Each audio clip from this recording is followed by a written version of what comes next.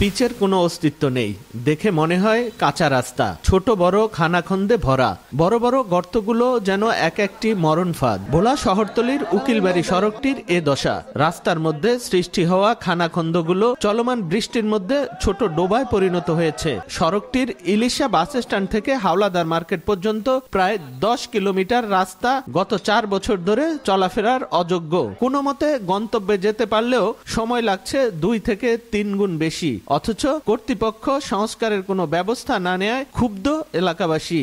3 kilo দূরে, আমরা টাউনে যাইতে আমাদের 2 ঘন্টা লাগে। ক্ষতিগ্রস্ত রাস্তা সংস্কারের জন্য প্রায় 200 কোটি টাকার চাহিদার বিপরীতে 2023-24 অর্থ বছরে এলজিডি বরাদ্দ পেয়েছে মাত্র 45 কোটি টাকা। বরাদ্দ পাওয়া সাপেক্ষে ব্যবস্থা নেওয়ার আশ্বাস এলজিডির। পর্যাপ্ত বরাদ্দ পায় আমরা চাহিদা ভিত্তিতে এবং প্রায়োরিটি ভিত্তিতে আমরা রাস্তাগুলো আমরা মেরামত এবং সংস্কার করার ব্যবস্থা গ্রহণ করবো আমরা।